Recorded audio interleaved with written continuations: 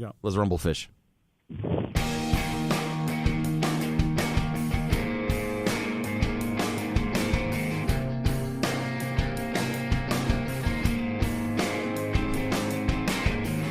Punxsutawney Phil says, this is the time, this is the place, and this is FC3 Monkey Business, your one-stop shop for everything geeky. And since everything is geeky, if you love it enough, you never know what you're going to get. More winter? More winter. 6 more weeks of podcasting.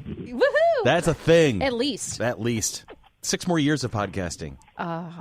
Okay. Only saw his shadow. 6 more years of podcasting. There we go. Okay. This is your host, IMC. This week we'll be talking to Dungeons & Dragons homebrew creator, Archmage, Derek of the Mage College. After that, stick around for upcoming events and our question of the week. Hi. Hi. It's been a little while, hasn't it? Who are you? I It's know. been a Seriously, year. I don't even know. I have to embroider my name into my shirt just so I know who the hell I am. Luckily, your name is C, and that's There easy. you go. It's easy. Just one little swoosh. Who are you? So- Who am I? Where am I? What's going on? I don't know. Wow. So Tony's here, Tanya's here, Billy is here, I am here, and Sherry is on the phone. Hello, producer Sherry. Hello. We missed your face, we missed your voice, we've missed just about everything about you at this It's point. been forever. It really has been. I think It's been been what? like It's been a month and a half since we've been in the 6 studio. weeks? 6 weeks. Well, it's a Yes. month and a half too. Thank you, math teacher. Well, it was like December something was the last time we were in the studio. Right, and then we were now going to it's be in the studio a couple weeks ago, but then the storm hit Rochester. Snowmageddon. And I had like 2 feet in my yard at one point or another. The true Alberta Clipper. Yeah, there you go. But that was a snowpocalypse. The weather's been wacky. It was 30 degrees below zero a couple days ago. It's going to be 50 tomorrow. Yeah, well, I it's know. already It's 40 outside. it's a beautiful beautiful day outside. outside today, right now. Wow. On Super Bowl Sunday. Sunday. Oh, I heard. Oh, there was a good meme I saw earlier. Hang on, just let me call it up real quick before we go any further. Okay, so here was the posts. Apparently, there's an important episode of football on this week. Sorry. And then the reply was, yes, the football fandom is going nuts. There's lots of cosplaying going on. Tickets to the con, however, are outrageous. So I got a kick out of that. Yes. So I mean, get it. what's the price ratio from a football game to a con? I feel like they have to be comparable. Well, not exactly. Well, like our weekend tickets for the con are $30 for the weekend for Yeah. whatever. One ticket to Super Bowl Sunday tonight, $3,000. yeah, $3,000. On a second site. So you can drop $30 on a weekend with FC3 in April. I mean, what's like a more? I feel like San Diego Comic-Con would be a better equivalency to Super Bowl Sunday. No, seriously, no, not even then, because you got a weekend ticket at San Diego is going to be something like $150. Okay. You know, so you got $150 there as opposed to And $3,000. you have a couple days to enjoy instead and Tanya, of is that one a day. nosebleed seat at Super Bowl? I don't know. I could Is look the it up. $3,000? Yeah, look that up when you get a moment, but not right now because it's not important. Look Let up it- the Maroon 5, where Yeah. what's his name will be Adam Levine. Adam Levine will be on you, like talking to you as Yes. he's singing. sitting in your lap and chatting with you while Okay. performing the halftime show. Yes. Yes, okay. Yeah, Tanya's like, yeah, where do I sign up for that? I'll cash in my retirement for that one. I don't have a retirement, so Yeah, welcome to New I'm York gonna State. work forever. There you go. We did make that comment at the office the other day because people were talking about, oh, this guy's a couple years away from retirement. Oh, this person's 5 years from retirement. And they looked at me, Chris, what do you got? And I said, well, I know that my wake and my retirement party Will be the same will day? be the same event. Yeah. So, Yep. Absolutely. So it's really nice to actually be back in the studio. Yeah. It was freezing the last couple days. It I'm glad was. to actually see the sun and be able feel to some see everybody warm, and not necessarily know. be stuck in the house. How much snow did you get where you are, Sherry? Sherry? Oh, sorry. Sherry, baby. Anyway. We got a lot. Enough to blame Ange for everything, right? Yeah. Always do. It's funny. Always I do. always know when Sherry's town is getting hit with snow because she will Facebook post to Angie Directly. and hit her as hard as possible. She'll be like, I hate you. It's snowing. I hate you. And then Angie will, of course, taunt Sherry. Yes, because And- Angie loves the snow. Yes. How did Angie do with the super freezing cold weather, though, the other day? Oh, no. She was like, Miserable. There was a whole thing about cutting glass references being made, and it was. We'll just leave it at that. Yeah, we're just going to leave it at that. But just suffice to say that, yeah. She goes, I think somebody keyed my car. No, it was me just walking by. I'm like, okay. Stop while you're ahead. So how cold did it get down there? Well, I think with wind chill, I think we topped off at negative 22. Nice. Oh, that's astounding. Yeah, I think we got between like negative 25 and negative 30 up here. Mm-hmm. Did they close schools down there? Some of them did not. Some of them were on a delay. Some of them actually closed. Some of them closed the night before. Yeah, that happened here too. Yeah, the city was closed Wednesday and Thursday. I had 4 kids in the morning on Wednesday, 3 kids in the afternoon out of like our potential 30-some-odd kids. And then we had Thursday off because it Seems was like a chilled. decent-sized class, you know? We got nothing done.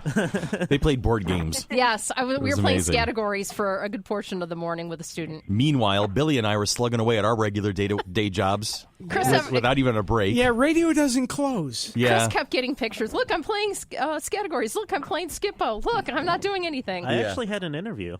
Did you really? Yeah. For? For a company called Videc. They do like printing solutions. Okay. So, fingers crossed. Good. Yeah. Absolutely. I will cross both. Look, I'm crossing as many fingers as I can. If you can see, he's now crossed 4 sets. 4 sets. Okay. And he's crossing his thumbs. Okay, What he did about it. feet? I'm not crossing my feet. They hurt. Anyway. All right. So that Tony, hurt. I want to thank That you was for your weird. advice. I did get a gaming computer. It's not a laptop. It's a desktop. Okay, awesome. She has gone to the dark side. I did. Perfect. It's amazing. I just feel like gaming took desktops forever, are though. like much better Oh, yeah. quality than gaming Oh, yeah. laptops. And my complaint is I had to download new video drivers that because it said World of Warcraft. Yeah. It says your drivers are The out one of thing date. is, It sucked. I just realized this, but I'm going to need more storage. I got a 1 terabyte solid disk drive. I'm probably going to splurge for like a 4 terabyte hard disk at some point. That's the way to go nowadays. Yeah. And think about back in the day, like when I first got my computer, my Mm-hmm. first PC out of college was in 1995. And it had Wow, a you're 540 megabyte hard drive. Yeah, that's tiny. Yeah, but it Meg- had everything I needed. And my buddy Mark, who worked at Radio Shack at the time, said that's the biggest hard drive you're ever going to need. I'm like, oh, Yeah, How no. little he knew. yeah, seriously. Yeah. Then, Yeah. No, even because then. the graphics Even and then. stuff weren't Yeah. going to be that. Yeah. So Billy, Chris. how are you, Billy? I'm good. We've missed you, man. I've missed you. I keep hoping we're going to podcast, and I keep checking. And Yeah. you guys did a Facebook Live thing that I missed, and then another the way Facebook. Blue Cross Arena. Sherry had that awesome idea to start doing the watch parties. The watch parties, the Yeah. Firefly. And so we're going to Sorry by me screwing it up on Wednesday. yeah. You know That what? wasn't you. That was Facebook. Well, the first one I think was me when I inadvertently ended it. Yeah, she caused the first problem. And I didn't realize. I just was trying to back out of it on my phone. It's like, end watch party. Sure, I'm going to end my end of it. That's what I thought. And so, Oops. yeah, You know it what was I a think big would be oops. pretty I'm cool? so sorry. I'm not sure if the site we're using will be using for the next watch party does this, but like a group of us actually like in person watching it, and then one person off to the side, like Videoing it. No, like a picture. No, it doesn't. online looking at the comments and reading them off to us. Oh, yeah. When we are more advanced and are making millions of dollars, we can do stuff like that. Yeah. But Well, right actually, now, no. YouTube, the YouTube Live is pretty good at that. So. Oh, cool. Okay. So, Future references. Well, we were looking at Rabbit because with Facebook watch parties we're limited to what they have on the actual site. okay. But with Rabbit, which is what I'm looking at with us doing, and I know a couple of names that use it. We can use anything. We can watch anything that I have access to on Netflix, anything that I have access to on I think YouTube, and Hulu. Okay. Well, that broadens the horizons a bit. So we have a lot of different things that we can use. That's cool. Well, So we're going to have that's some fun with that. So Wednesday night watch party with the FC3 gang. I like that. That's fun. That was a really good idea, Cher. Thank you. So, all right. So we're done babbling for a little bit. We're going to take a quick break, and when we come back, we've got the Archmage himself, Derek of the Mage College. He's going to be online with us on the phone, right? Not in studio. On the phone, yeah. On the phone. So we're going to get him on the phone, and when we come back, we're going to have a little chat about the Mage College. So Gamer Geeks, tune in. This is your thing.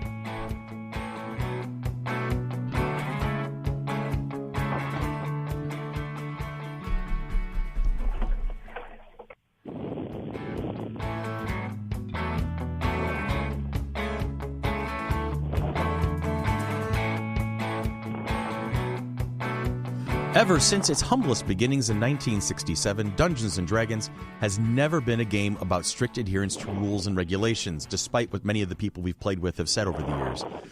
Despite numerous editions and multiple core books, D&D has always encouraged dungeon masters to change the rules that they feel needed changing and make the game their own. To encourage creativity and participation in the players, create unique situations and flavor the setting to their liking, DMs will tweak, rearrange, and create out of whole cloth what they need to push their stories forward. This is often referred to as homebrewing. And then some people take it even further, creating races, classes, magic items, even whole worlds. One such person is today's guest. Derek Nekritz, known online as Archmage Derek, runs a website with his amazing wife, Canna, where they share many homebrew races, character classes, archetypes, and more. He's been with us before. Welcome back to the show, Derek. It's great to hear from you again, brother. Thank you very much, Chris. Thanks for having me back. Absolutely. See, here's the thing is in the past 12 months, I think I've really kind of come to grips with the fact that despite all of my particular vices and hobbies and things like that, I am at the core of my soul a gamer. If you give me a D&D book, I am a happy camper. There's no bad time spent with a D&D book as far as I'm concerned, unless it's, having to read it really, cover to cover because you're about to get clobbered with something that's important. But anyway, so I know how, and people who've listened to this show know my story. I've talked about it on several occasions, but I got to hear from you. How did you get into D&D in the first place? Well, funny enough, my story is very much kind of like the reluctant hero archetype. Okay. So I had a couple run-ins with D&D in very early college, and I had this kind of this moment where you get a lot of how do I phrase this? Being what it was. And right. I had heard kind of like the negative things about D&D, right? Yeah. And it's kind of like, oh, well, that would be stooping to the nerdy low or whatever. Mm-hmm. For those of you listening, it's not true. We'll get to that part. It's great. It's my anti-drug. But so I had a couple run-ins with it in early college, and it didn't really go that great. It was in the middle of 4th edition, which I've come to appreciate being a creator, because you constantly have to look around. But in 2013, my friend group said, hey, I think we should play Dungeons & Dragons. And I said, okay, cool, yeah, neat, I guess. And, in the back of my mind, I'm like, oh, great, yeah, we're dealing with this again. And they said, well, we need someone to DM. Who's going to do it? And there was this long pause around the room. Oh, no. That seems to happen. It does. It really does. I find the DM is usually the one that's like, I'll do it. I'll take the ring to Mordor. Right.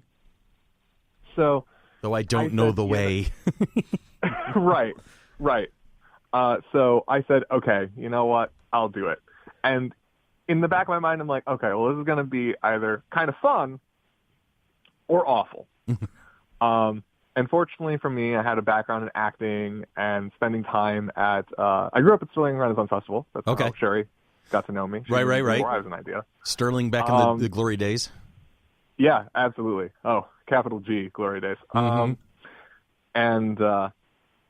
So I decided, hey, well, if I'm going to be running this thing, I'm going to make this like an actual story. Because all my experiences with D&D had been, hey, yeah, you walk in a room, there's roll initiative, and there's like 12 people at a table because this DM didn't know how to say no to more people joining. Right. So I said, well, I'm going to make this an engaging story. And in a single night playing between, I think we started at 7 p.m. and we didn't stop till 3 a.m. Nice. Yeah, it was one of those long sessions, but like you come up being like, okay, yeah, no, this is something, something good. And I came out of it, with this love for the game. Pardon if you hear any background noise. I have 2 parakeets that love to freak out. No, they're good. They're behaving themselves as far as I can tell. Stars the parakeets. Yeah, there you go. Putting their 2 cents in. Yeah. When you're an Archmage, you have to have familiars. Or exactly. So from there, it kind of took off where I fell in love with the game, and I was also an avid Magic the Gathering player at the time. So I loved absorbing everything I could about rules. Okay. If you handed me a Magic card and I just saw the artwork, I'd be like, oh, I know exactly what that does, and be able to recite it then and there. Nice. And I felt like I had to do that with D&D. Of course, we were playing 3.5. Okay. So for those of you following at home who knows what 3.5 is like, that's a lot of rules to digest. Yes, it is. Tanya and I were talking about that earlier this morning, as a matter of fact. Hence, we limit it to the core book only. Yeah, when it comes to 3.5. I know a lot of people that do that, actually. Uh-huh. I actually have a pretty solid recommendation on how to go about that. Do what they do in D&D 5e Adventure League. Do core rulebook plus one other source. And just pick a source at random or whatever appeals to you. Or you just tell them, you can pick any of these books to be your plus one. Mm-hmm. They're kind of like, going to a wedding. Here, you have a plus one. Bring a plus one. Oh, that's cool. I like that. I like that a lot. Yeah. That's cool. Yeah, so that way you can still mix it up, Mm-hmm. but the DM only has to consult one other book for you, and you have one other book that you have to manage, rather than being like, here's 400 feats from the course of these 700 books. Yeah, no, that's 3.5 and Pathfinder. The one observation I'll make when 3.5 when it first came out, you're like, "Ooh, this is so cool! This is so revolutionary! This is so wonderful!" And then you play it for a couple of years, you're like, "Oh my God, I need another 1-inch binder for my 1 inch. It was like a 12-inch. Well, we're not going to talk about that in public. Binders, binders, Christopher, binders. But get your head out of the gutter. But yeah, I had a Mystic Thurge in 3.5, and I literally had a half-inch binder to try and keep everything organized. Spells here, this, that, the other thing was just crazy, and feats and powers, and it was nuts. Well, that was an epic campaign anyway. It was, but still. Anyway, okay.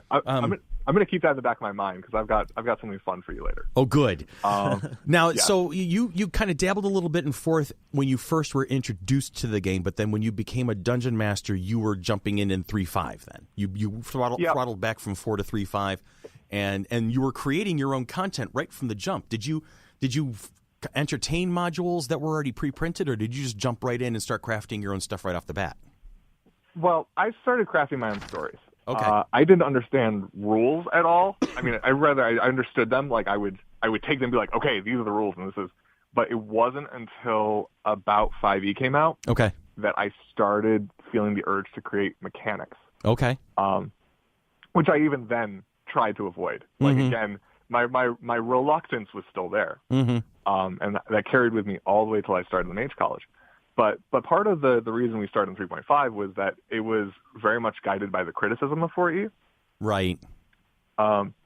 Which is kind of like to me, it's sort of a sad thing to talk about because I love what 4E tried to do. Uh-huh. And there's aspects of it that I actually think are great.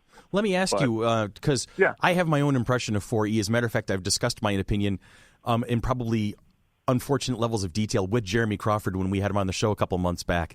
But I was listening to that. Yes, good. I really enjoyed that. Good. Yeah, it was a great conversation. We had a hell of a guy. But you had mentioned you found the positives in 4E, and I'd like to know what you thought those were because I could never find them. So one thing that 4E did that is kind of an advanced role-playing skill, but they didn't really tell you that, was they often took things that said, okay, you have an ability called, we'll say, Stormlance. Okay. Right? And you get to use this ability X number of times. They weren't doing like, per number of hours or spell slots or anything. Mm-hmm. Of course, you had your at-will, your encounter, and your daily, right? And in essence, they were acknowledging more the structure of the game rather than talking about the sort of wibbly wobbly, timey wimey of okay, how long has it been? How many are right? Because it's easy to say, oh, a whole day has passed, rather than it's been 2 hours, 3 hours. You're taking a however much amount of time. They were clocking things by game and by like game mechanics, by the way that we view it as players. Okay. And at the same time, so say you have this Stormlance, right?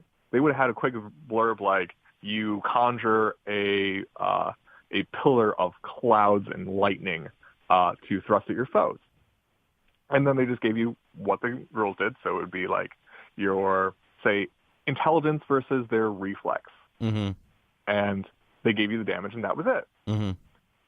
They didn't bog you down by saying, you conjure this, and this, and then giving you all of this, extraneous detail, which turns out D&D players like, right, despite their hating mincing of words. So that actually left it up to interpretation for players to say, oh, well, my Stormlands looks like this. My Stormlands does, looks and sounds like this. My Stormlands brings the boys to the yard. What was that? Never mind. I said my Stormlands brings all the boys to the yard. So anyway, don't mind me. Yeah, something like that. That would probably be a feat there if it had a charm effect, I think. There you go. See, look at that. See, Tanya's rolling her eyes at me, but Derek is working with it. I like Derek better. That's fine. Oh, Maybe he'll save your sorry ass later today. No, it's entirely possible. Bring it, woman.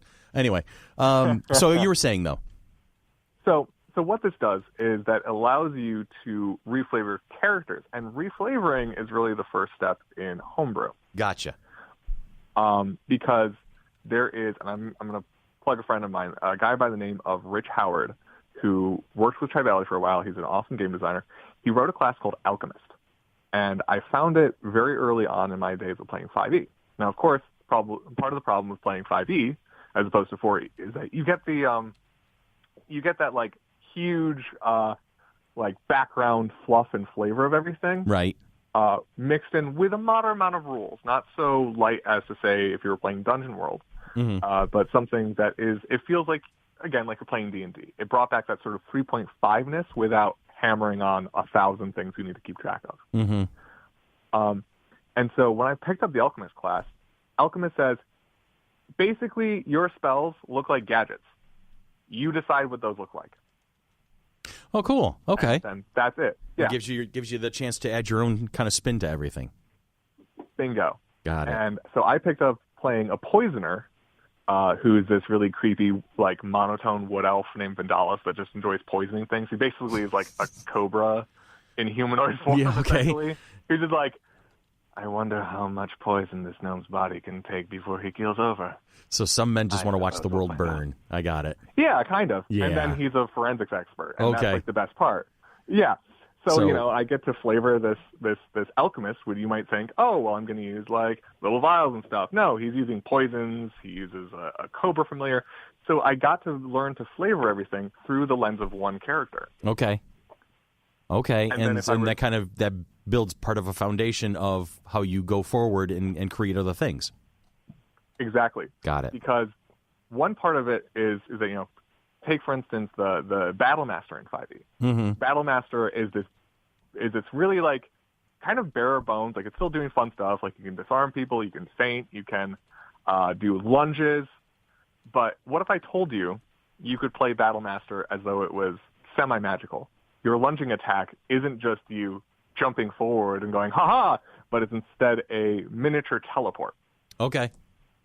Or cool. Your feint is not just swinging your sword around and you say, look over there, and then you stab them in the groin, which is rude. But instead you create this brief illusion of two swords that they're trying to keep track of. Gotcha. All right, so you're not doing anything that's seriously unhinging the game mechanics, but you're adding that flavor, that fluff, that color, that kind of makes it more interesting to do these things. You're looking for the dash, the spice. Exactly. Okay. And by doing that, you're also kind of squaring out what is possible and isn't possible in creating more. Okay. Because back when 5e was still very new, you open the rogue class, you have thief, you have assassin, you have arcane trickster, and then guys like me who love swashbucklers, if you had ever gone back in time to Sterling Renaissance Festival and met my dad in his heyday, you would know exactly why I'm a swashbuckler rogue. Oh, yeah, no, seriously, there's genetics there. That's like it was a given. Oh, yeah, absolutely. Destiny I'm a charisma character through and through. Yeah. So that's cool. And so let me ask you real quick before we go on to anything further. Do you image your dad when you're working that character at all? Do you think about the stuff that he did on stage and behind cross Sterling? Are you thinking about his antics while you're developing that character and playing that character? In a way, and that's actually interesting. That's an interesting point when talking about creating archetypes, when creating this idea, is that's really the core of when you're creating an archetype. You have to say, what is the core idea and how far does this stretch? Okay. A lot of let's see, what's the nice term? A lot of homebrew that misses the mark, we'll say. is often something that says, oh, well, I am building this class because I want a full swashbuckler class. Mm-hmm. But the team of wizards said, we can do swashbuckler simply as a rogue archetype, and it works. Mm-hmm. Why? Because you are taking one idea and then simply layering it into the question of what is a rogue? What is a swashbuckler? What is a duelist?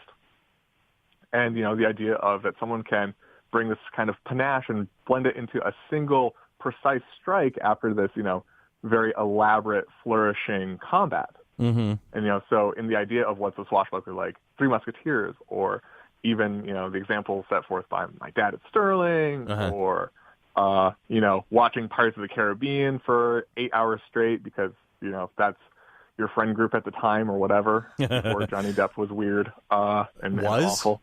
Wait a minute, what's this was stuff that you're talking about? That boy's not hinged right. But so you take those ideas and you boil it into one place and you say, this is the touchstone and this is its limit. Okay.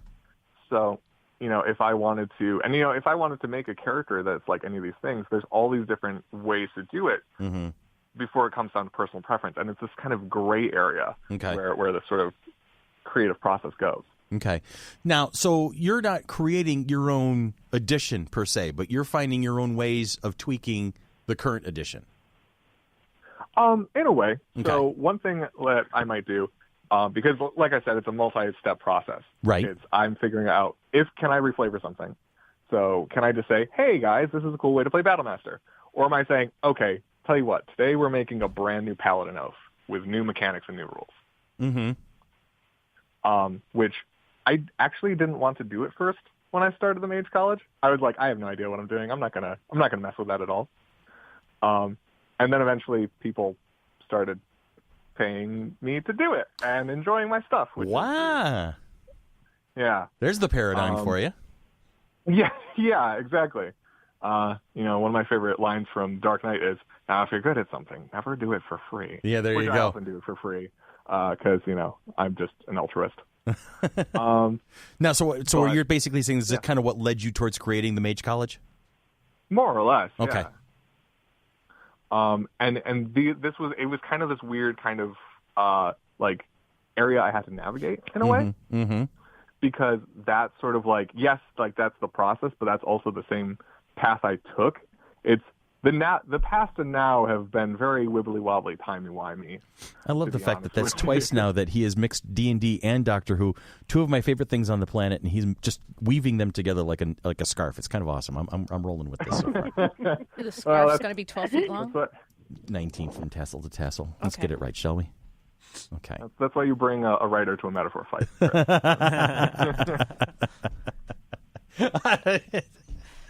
I love this guy. He broke me. Okay, you broke him.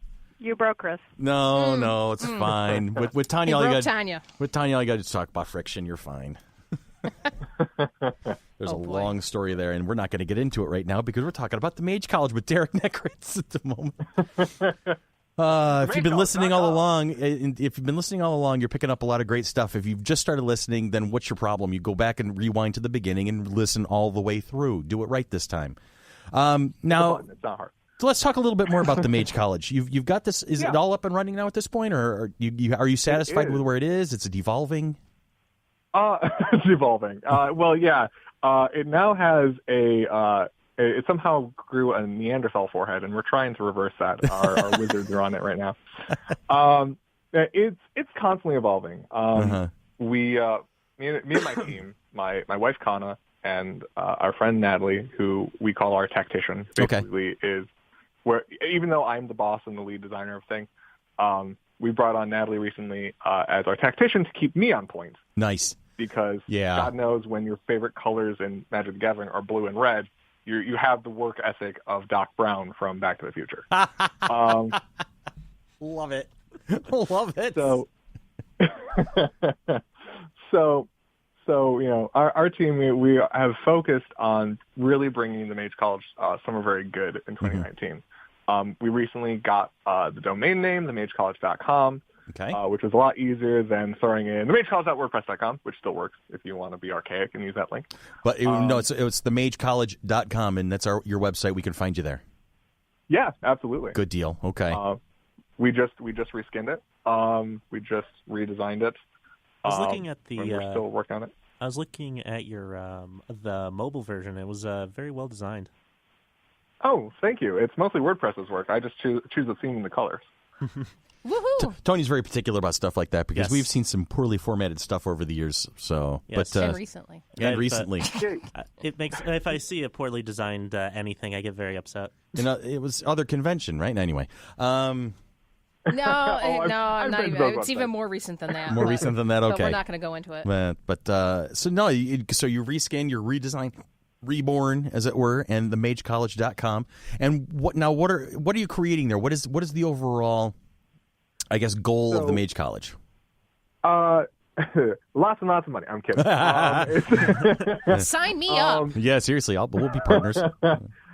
So our goal is, as it's funny, when I created the Mage College, I was working as a college tutor. So I wanted to do something where it's like, hey, I'll share ideas and guide people in the right direction. Mm-hmm. Which turns out you can lead a horse to water, but you can't give the horse a martini, or however the expression goes. I'd love to try and give a horse a martini. That could be entertaining. Just saying. You'll quickly find you're going to the desert on a horse with no brain after a martini. Nice.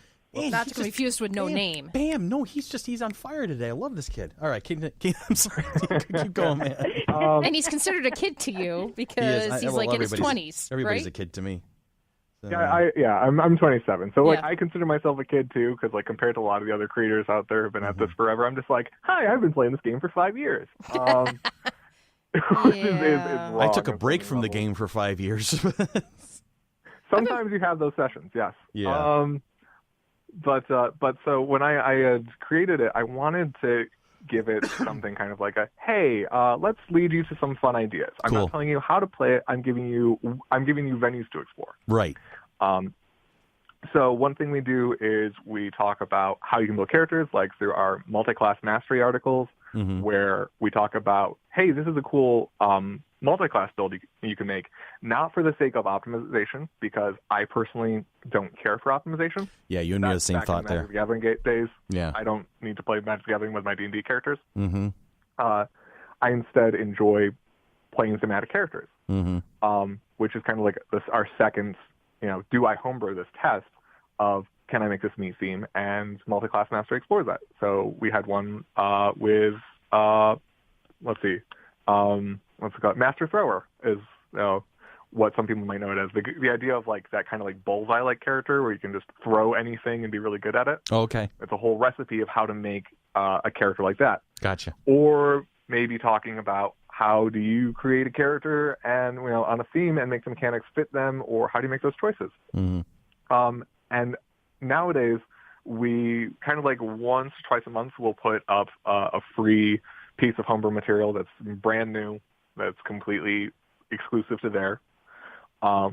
So this month I think I'm working on an Oath of Finality Paladin, which is all about like killing people, making sure they stay dead. Oh, nice. Okay. Yeah. Now I understand the Yeah. finality part. Yep. Oh yeah, they're all about like, this is the end, there's no more. It's like, imagine like the Vengeance Paladin, but in this kind of like somber, kind of like Raven Queen sort of Requiem kind of sense. Okay.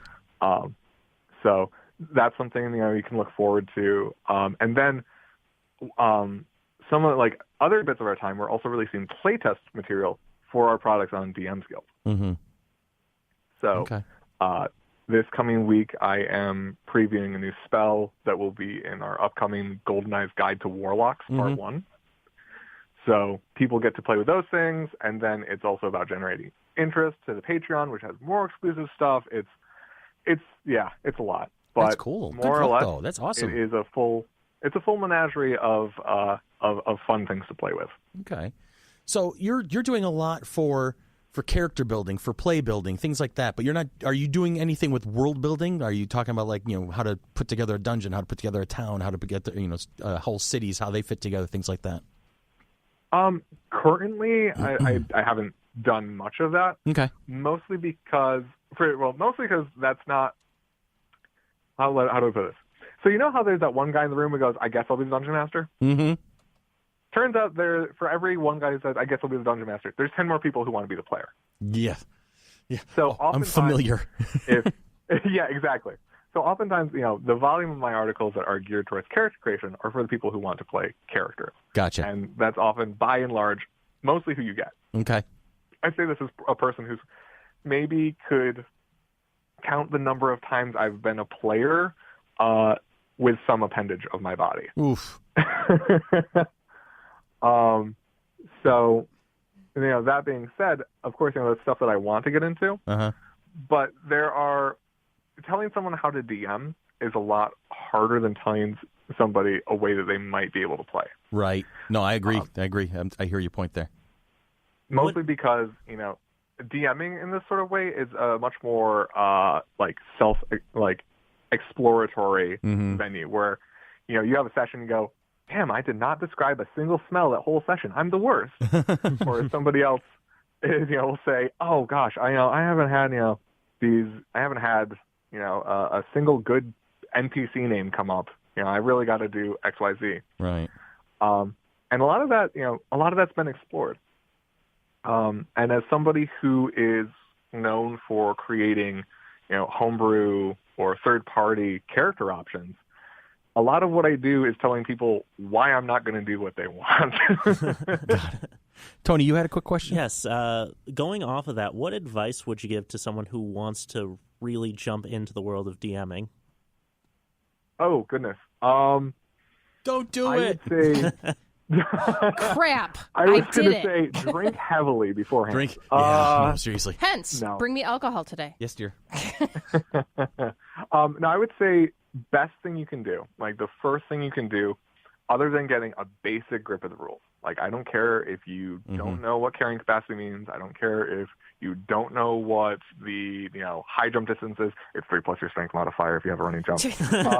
I don't care if you don't know how long you can hold your breath for underwater. It's a number of rounds equal to your constitution. No, it's a number of minutes equal to your constitution modifier. And suffocating is a number of rounds equal to your... Sorry, no, I'll stop. No, this is good. This helps me now. How can she make you Chris don't suffer? want to open encyclopedia.exe in my head. It's not good. But I would say communicate with your players is the foremost thing you can do. Right. Let them help you tell the story. Yes, let them help you tell the story. So when you're struggling to come up with an NPC, I can say, Tanya, what's your contact's name again? Because you're playing a rogue. Mm-hmm. And then, you might have an answer. Or if you don't, you can work with the table to do so. But also, you can figure out the experience they want. Sometimes you have a GM who's like, "Hey, welcome to the roller coaster of not leaving this space." And then Steve goes, I hate railroading. I want to play a sandbox." Okay. And then the DM's like, "Oh, well, okay. I guess we're gonna make this more sandboxy." Mm-hmm. And not that sandboxing or railroading is necessarily wrong. I think that DMs need a mix of both to be able to maintain the structure of the game. But communication is the basis for the structure. Mm-hmm. You can't just play a game and suddenly expect everybody to be on the same page. Right. Because even the fiction of D&D takes place in everybody's minds in a different form. Mm-hmm. We all see the character same thing differently. Exactly. What your character looks like and is doing is different than the way that I'm interpreting it. What the DM is describing sometimes might have details that aren't there. If people communicate, you can actually work your way to a better experience for everybody, because that's what it's ultimately about. The DM isn't some human gaming console that can run D&D indefinitely and come up with a perfect game. Right. Although we've met people who come close. Yeah, go ahead. We have at least a DM that could do it pretty well, only because he's been playing since the early 80s. So right. And even then, there's still styles and everything, and the DM's not going to be able to work with somebody unless they actually talk with you. Because God knows, like D&D is not a game like designed by Hideo Kojima, and everyone's like, "Oh my God, I love this because Kojima's name is on it." It's something that is made at the table. So if you want to pick up DMing, get people that will work with you. Gotcha.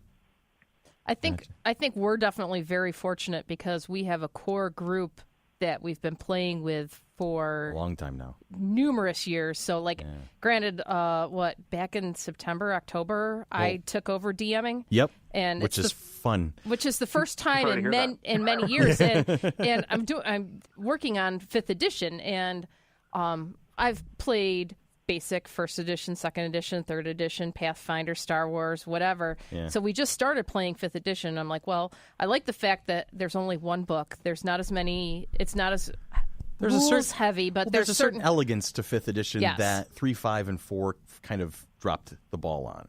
And 5th edition feels very kind of easy to get into, easy to kind of adopt. Go ahead. I'm sorry, Derek, go ahead. I was going to say, well, that's actually, it's interesting you say that because that was the idea behind 5th edition. Mm-hmm. Is that, that was, a game design conceit where conceit is often a term that game designers use to say, this is, a core thesis of my game. Right. And that's what, that's actually what makes it easier for people like who do what I do, because there's a less dense set of like math and balance and all this other shenanigans going around that not only does it make it easier to pick up and actually tweak, Mm-hmm. it's very much geared to be the game of whoever picks it up. Mm-hmm.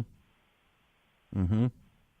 And it goes to show its success because D&D has never been more mainstream or popular in the current global consciousness. Global consciousness. Well, it's funny because my mom was talking to me last week or so about Sofia Vergara's husband. Yeah, Joe. And she's like, oh my God, they were in his house and he has a dungeon, things like that. Now, my mom had not a clue exactly what we do on occasion for Dungeons and Dragons and things like that. Mm-hmm. But she's just like, she knows you play, that's it. She knows I play, but she's like, what do you do again? So, but she was actually able to be excited about something and said, his basement's like a dungeon. He's got to, I'm like, haven't you seen our basement type thing? I'm like, the thing is, it was just so funny that the game has now something that it has never had before, and that's ambassadors with face and name recognition. And so it was easy like to Vin kind of Diesel and and Sofia Vergara. I can't think of his last name. Joe Manganiello. Manganiello. Thank you. I knew it started with an M. I was going to massacre it. I knew it was. He's a paisan. He's an Italian like I am, but and there's all these people who have brought it out into the spotlight and have destigmatized it to a particular degree. Well, I mean, it was on Stranger Things. It was on The Big Bang Theory. It's and it's just coming more towards the forefront of it. 2 words: critical role. It's that was the game changer. So it's all now. It's like, oh, okay, now the whole world is opened up, and okay, now we're all getting a chance to play and create. And Derek has been given this great easel to paint on, and I think you're doing a wonderful job with it. I've been tinkering with your website a little bit in prep for this interview, and I'm loving it. It's so great to see the imagination. I want your wife to do some picture art for my characters. That's actually a question that Sherry wanted me to ask Derek is do you take commissions for custom work? Well, both of us do. Yes. Okay. I take commissions for rules, which. Pricing tends to go something like, if you want a subclass designed, I'll do it for like $3, which is writing-wise kind of low. But, basically I have someone sign a contract where they say, I'm not going to resell this, and if I do, Derek's Dompier assassin comes after me. But if it's something like if it's something like a full class, I'll do it for like $9 and include like subclasses. And then anything from there, it's all negotiable because it's a community game and I want it to make it affordable community, right? Especially if it's only a single sale. And then Connor's prices, for artwork, she does portraits for, I believe it's $50, and full body for like $75. And she does amazing work. She illustrates all of our DM's Guild products, like the cover of Chaotician, which came out last week. That's her work. Okay. It's wow. Beautiful. Oh, I've seen that. That is amazing. Yeah, it's this beautiful full body of our tacticians, Eladrin Chaotician, and just gorgeous color. And it's kind of great that we just get to be able to help make people's ideas come to life, either in mechanics or visually or a little bit of both. Mm-hmm. Well, I know I have some stuff that I want to talk to you about, but that'll be offline because that's a thing, and not necessarily important to the interview. Now, it was funny. Another one of the questions that Sherry had set aside for me is, you had been on our Looney Tunes episode last year, and what have you been doing since then? It sounds like you pretty much answered that. So I will jump. In a way, there's yeah. There's been more. No. There's a lot more going on. There's a with him. lot. Well, that's the thing. I was going to lead to the question of what upcoming for Archmage Derek. What do you got going on right now? What are the things we can look forward to?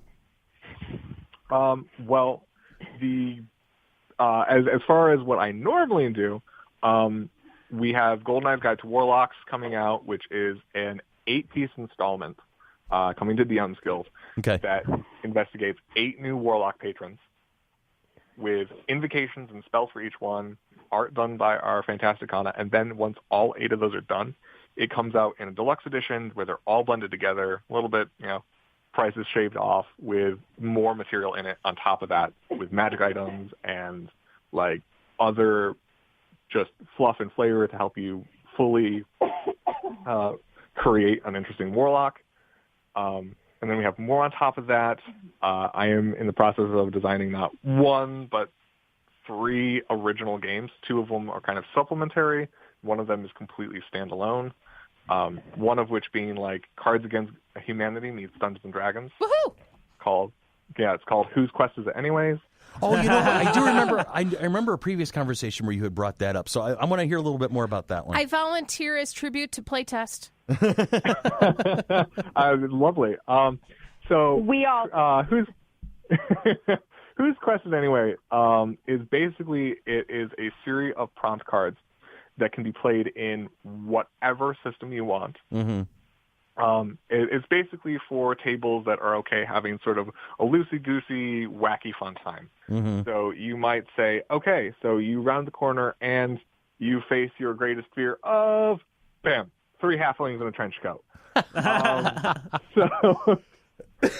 then you play it out. And it's like, okay, well, in order to deal with these 3 halflings in a trench coat, I am going to use my knife of seductive whispering. And then it's like, okay, what does the knife do? And you might decide the knife of seductive whispering is just this knife that you draw out out of its sheath, and you just hear, "Hey, how you doing? Looking good today." And it doesn't do anything. It's just this really weirdly, just this knife that just likes to hit on you, and that's hilarious. It sounds like true. Go ahead. It sounds like true side questing and digressing. Oh my God, yeah, absolutely. You have no idea. Nobody has any clue where this is about to go. That's the best part. Right. And so, but the player might say, "Well, actually, my knife of seductive whispering is actually going to charm the halfling in the middle of the trench coat, so the whole thing falls apart." And it's like, okay, roll it. So it's all very much up to interpretation. That's funny. Well, having no idea what's coming next. Derek. And yes. Are you familiar with a game called It's Not My Fault? No, but that sounds like a game I play at work regularly. Or me earlier this week. It wasn't my fault. It's the story of Han Solo. They told me they fixed it. It's not my fault. All right. It's a game. They're cards that you create a scenario. Basically, you draw a scenario at random, and with a group of players, and then each person goes around and says why whatever the scenario is not their fault. Oh, awesome! And so you come up with basically storytelling. And then you start the game from that, and it's for one shots and things like, oh, it's not my fault because Bob over here, he's the one who broke the door down. And Bob says, oh, no, it's not my fault because Susan was, and you have to go around and say why it's the other person's fault, the next person in line's fault. And then whoever stumbles gets killed. Scenario. Oh. That's very funny. That is great. It just what you were just saying reminded me of that a little bit. And it's something that I just picked up and haven't had a chance to play yet. Hey, it's that sounds neat. Yeah. PDF for $5. Ooh. Yep. Sounds like it's got potential. Yeah. All right. Well, he is Derek. He is the Archmage. His wife is Kana. She is the arch artist. Yes. And they are they're behind the Mage College, themageccollege.com. And if you are a gamer, if D&D is your life, as it is for me and several other people, this is definitely a site you're going to want to check out. Derek, I'm going to just ask right now, is there a possibility we can get you back on the show going forward, have some more interviews, hear how things are coming along? Oh, absolutely. Anytime. Outstanding. Well, thank you for your time today, sir. No problem. Thank you for having me. Oh, it was wonderful. It was a great conversation. I appreciate it. So what we're going to do is we're going to jump to break. And when we come back, we've got events and we've got our question of the week. Ooh.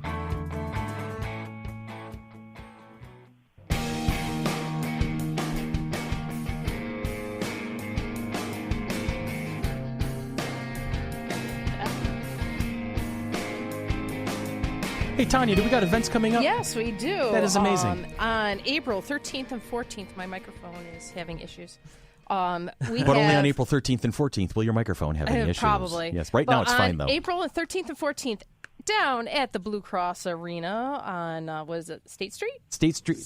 No. Exchange. That's Exchange. Exchange and Broad. Exchange and Broad. State Street's further up now. Yes, yeah. Once Yeah, it crosses Main Street. Right. Okay. But isn't it like One War Memorial Drive? Yes, is that's the the other technical address. technical address? Okay. But it is our 4th Flower City Comic-Con. So this is just a small event that we're throwing on for a week. Just a small weekend kind of affair. Yeah. So the building that Bruce Springsteen played in is now going to host FC3. Absolutely. I think Journey was there and other things. As a matter of fact, Foreigner played 4 album there. They played the 4 album there. So, FC3 4. There's a whole thing about 4s showing up. FC3 4. I've seen lots of concerts there. But if you haven't noticed, we have announced some guests already. Yeah, we have. I think we've announced the big 5 that we've signed on at this point. We have announced. It is Forever Yellow. Yes. Hashtag Forever Yellow. You're welcome, Ray. And Nico. We have Tracy Lynn Cruz, Nakia Baris, and returning Karen Ashley. So all 3 Yellow Rangers from the Power Rangers series. And all 3 are all from the Zordon era. Or you can call if you're not a fan of the show, you can call it the Zordon era. That's fine. Because Zordon leaves at the end of Tracy's season. He just gets up, packs up, puts his hat on, and walks away. Something happens, and they Screw you guys, I'm going home. You guys can ask him. I think something blows up. Whatever. I don't know. I'm sorry. Ask Ray. Ask Ray. Yeah. Everyone shoot Ray a question. I just want to make it clear to all the Power Rangers fans. No, I don't think Zordon is actually voiced by Eric Cartman. I'm just rolling out there. So who else do we got coming? We have an artist, writer, Rusty Gilligan. Okay. We have a wrestler, one day only on Sunday, Hacksaw Jim Duggan. Yep. Oh! That's his thing. Yeah. I was going to say, have you mentioned it to Paulie yet? I haven't seen Paulie since Paulie and made the Wheels. announcement. On Friday, I was thinking about it after we were announcing him. I'm like, I got to tell them. And announced today, actor Michael Biehn. Yep. Biehn. And he's going to be Saturday only. Saturday only. Now, if that name sounds familiar, but you can't place where you heard him from, he was the original Kyle Reese in the original Terminator movie. He was also to come after what, John Connor? Yes. Well, he came to protect Sarah, who had not yet given, and turned out to be. Here's the spoiler alert. Spoilers. He's John Connor's father. He went back in time and became his best friend's dad. Okay. Anyway, but he was also Corporal Hicks in Aliens, Johnny Ringo in... Hence your hint the other night? Yes, when I did my Monday broadcast, and only one person. Congratulations, Lou. You figured it out. Yep, so somebody wake up Hicks, because he's coming to FC3, and then Johnny Ringo in the legendary Western movie Tombstone, among many other parts. Again. Yeah, it was a great movie. One question, will Rusty Gilligan get mad if I call him Little Buddy? I don't know. You might have to try that. You need to cosplay as Skipper and see what happens. That's the thing. We are still accepting applications for vendors, artists, writers, panelists, game designers, game runners, and others. Also volunteers. We So love definitely them. contact us for more information. Tony, did you get an email from me? Yes, I did. Yay! Nice. In regards to volunteering. So, Yes. So those that have submitted applications for volunteers, you are going to be receiving emails from me soon. So, April 13th and 14th, 2019, at the Blue Cross Arena, Flower City Comic-Con number 4, coming at you like a spider monkey. All is right with the world. I can't imagine. So, FC3... 4. Not cube to the 4th power. Yes, to the 4th power. No, it's not really FC3 to the 4th power. because it's Flower City Comic-Con. So Oh, the see. City Comic-Con is to the The third math power. teacher and So the, and to the the third- engineering so student are it's now. Third FC3. raised to the fourth Billy, power. kill both mics. So FC3 to the 12th. Yes. Okay. This is you too. I can't take you anywhere. I really can't. I can't take you anywhere. Want to be All a right. part of FC3 Monkey Business and the Mighty, Script time. Mighty Monkey Corporation? The first way is to become a sponsor. We have sponsorship levels of all kinds and are even willing to create custom sponsorship packets. Please contact us at sponsorships@fc3roc.org. I'm working Your on my radio radio announce. voice. I broke out the Radio radio announce. voice for that shit. That was awesome. The next is by supporting us on Patreon. Patreon is a way to support the people who are creating the things you love. Please check us out at www.patreon.com/FC3ROC. All membership levels will include access to the Patreon-only blog, plus tons of great perks at all levels. Special shout-outs to our See No Evil tier patrons, James Irish, Jen Bevan, and our very own Tanya Metris. I see evil every day. Yes, she does. She teaches high school for a living. Want to help others find the show? Please leave us a review wherever you listen to us. You can find us on Apple Podcasts, Google Play, iHeartRadio, Podbean, YouTube, and Stitcher. Is there a place you find your podcast but can't find FC3 Monkey Business? Let us know, and we will work on fixing that. And please follow us on Twitter. Our handle is at FC3MB Podcast. And if you do, say hi. We love it when you say hi. We're ultra social peoples. So our question guys, of the week. Yes, Sherry Bear. Guys, before the question, Yes, Sherry. we got some exciting news. We do. I love exciting news. FC3, you love exciting news. FC3 Monkey Business is going to have a new home on the web. Really? Very, very soon. Ooh. Yes. So we're going to be even easier to find now. We're going to have our own website, guys. Oh my God! Is that finally coming to happen? That's awesome. Yes. I'm so excited. Good stuff. New website and new platform, and I will have all the details hopefully by your live broadcast Monday night. Nice. I need those Monday. So hopefully by the Monday notes by the time this drops, Yeah. it should be out. That's a beautiful thing. That is a beautiful So thing. go there right now if you're listening. Oh, if I'm you're sorry. listening right now, you will be able to go to a place that we don't have the address for yet. Just look around the web. There's only a couple websites I know, out there, seriously. and then you'll find it. There's only the internet is a very easy place to surf through. Could someone please tell me what the internet is? I see you're doing your Katie Couric impression. Very nice. Well, it's a web, and it's worldwide. What? Wow. What's Netscape? Okay. Oh no. I had Netscape when I first did got too. my first computer. I did too. All right, refocusing so we can wrap this puppy up. Just email me on Hotmail if you're looking for more info. AOL, baby. Question of the week. Derek, you've been such a patient guest. We're going to hit you up first. Was there anything on your Amazon wish list that you actually got for Christmas this year? Oh, sweet Time Mori, you still have me here? God, play the I love this kid. I really do. He's awesome. Well, thank you for sticking around for the practice one. We're going to start our recording real soon. Yeah, I got a whole list of other questions I want to ask you. Thank you for the warm-up stuff. That was good. Okay. I did happen to get from my loving wife, our head curator, Kana. She got me the gift set edition of the Player's Handbook, Monster Manual, and DM's the Dungeon Master's Guide. Oh, cool. Like big, fancy, super sweet artwork box with all the limited edition covers and stuff, and they're super nice. And they have all the updated rules and stuff, which they finally made Beastmaster better, thank God. But yeah. Sadly, my one-way trip to Menzo Branson didn't pan out for my wish list. Darn it. Yeah. Maybe next If year. you're gonna die, at least die at the hands of Loth, right? Darn, maybe next year. I want to see a show of hands. How many people got that reference? My hand's going up. There we go. Okay. Sherry, Yes, did you get anything from your Amazon wish list for Christmas this year? I am using something right at this moment that I got from my Amazon wish list. Remember, this is a PG-13 show, so make sure it's not the thing I think it is. No, I'm kidding. It's terrible. No Princess Leia body pillows. Yeah. Nope, I got a brand new set of podcasting headphones with a built-in speaker, so I'm hoping I don't sound quite as bad as I normally do. No, when you're I'm coming in calling nice and you. clear this time. We've had some issues in the Yeah. past, but this is coming off really nice. Good, because I really wanted it. Good. So these are great, and they're also a little bit noise canceling, so I'm not distracted. I'm sitting in my kitchen, and I'm not being distracted by the things going on around me. Very good. Nice. Billy, how about you? Anything off the wish list this year? I got a couple gift cards from Amazon, from which I purchased something off my wish list. So I guess that counts. The Silver Surfer Omnibus, which very is cool. a big 700-page collection of the Silver Surfer comics that from 2014 through 2016, written by Dan Slott and Michael Allred.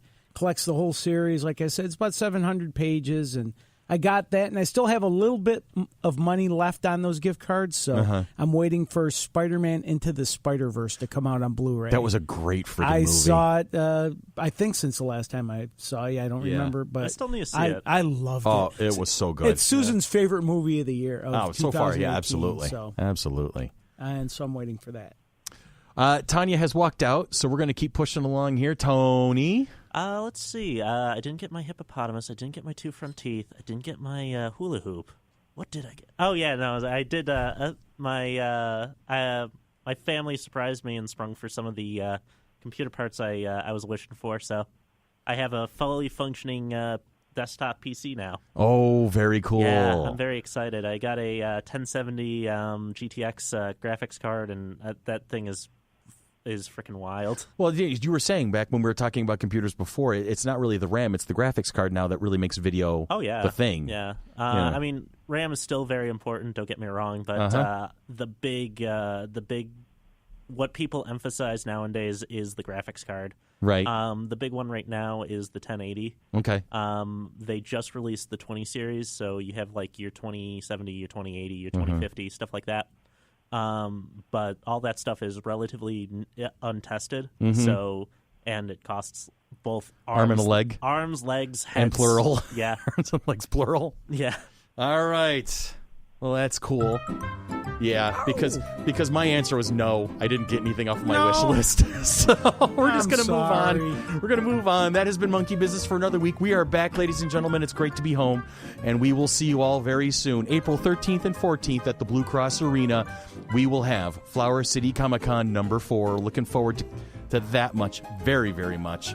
Follow us on Facebook. Follow us on Twitter. Follow us on Instagram. Follow us wherever the entertainment is.